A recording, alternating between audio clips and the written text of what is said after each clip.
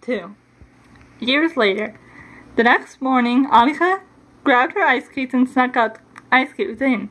The days turned into years, and before 3 years of ice skating had passed, the two were experts by now. As the years passed, Annika grew up to be a beautiful young girl. Her long blonde hair hung to her waist, and her blue eyes shone with mischief. Aiden grew up to be a handsome young man as well. His light brown hair and brown eyes were enough to make the girl's heart skip a beat. Another year passed, and the two continued to ice skate on the lake.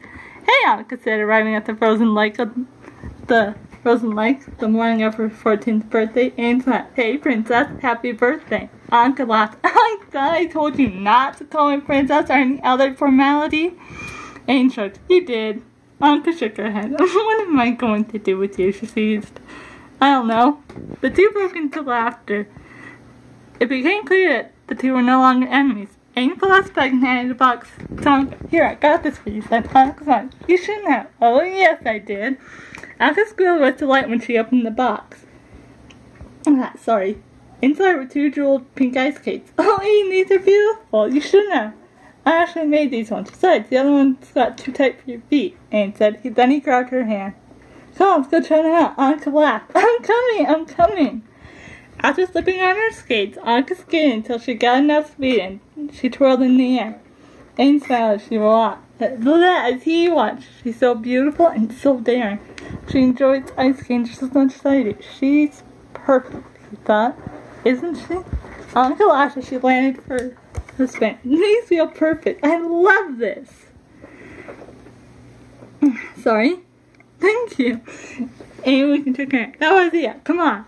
Now that the two were experts, they did complex stunts together, or just race to the end of the lake. "Race to the end of the lake?" Annika smirked.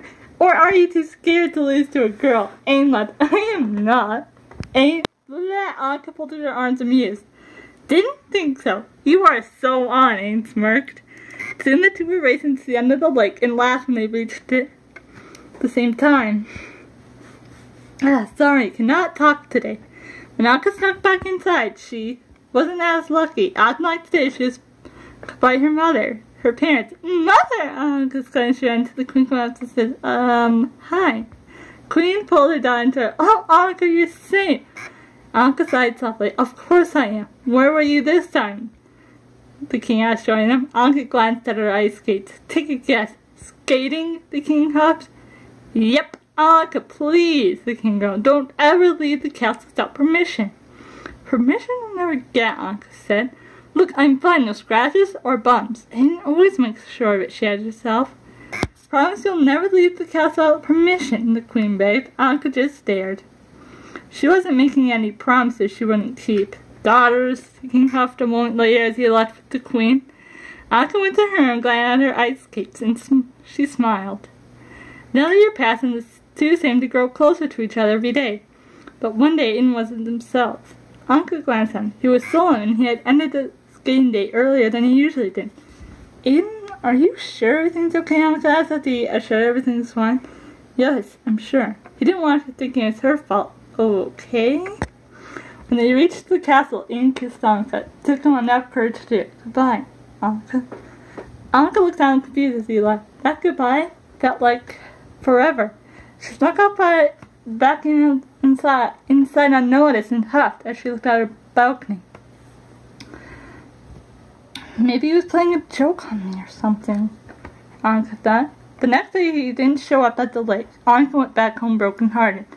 2 weeks later, she found out that he was sick. She went to the stable and found the stable manager. "I don't want you asking any questions," she said. "But I need you to call a blacksmith on how to replace the castle's horseshoes." "I'm sorry, guys. Like I said, I cannot talk today." The stable manager nodded. "Yes, Your Highness." "Today," Annika added.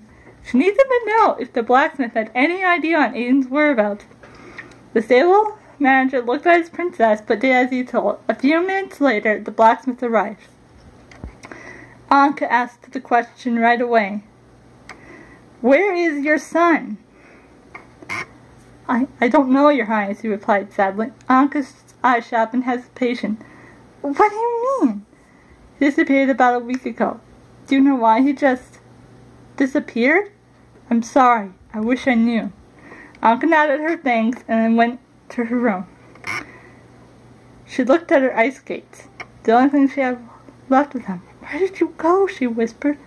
"Why did you leave? Was it something I did as a kid? Aren't we friends?"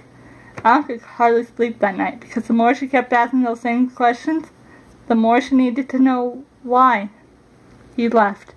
So why did Aiden disappear, and why doesn't the blacksmith know anything about his whereabouts?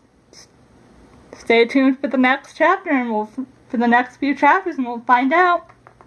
Comment, like, subscribe, bye!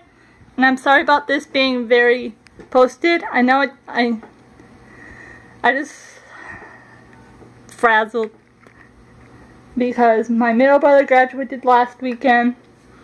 But expect some more chapters this weekend because it's a 3-day. I won't have school Monday, so I'll be posting a couple of chapters. So yeah, comment, like, subscribe, bye!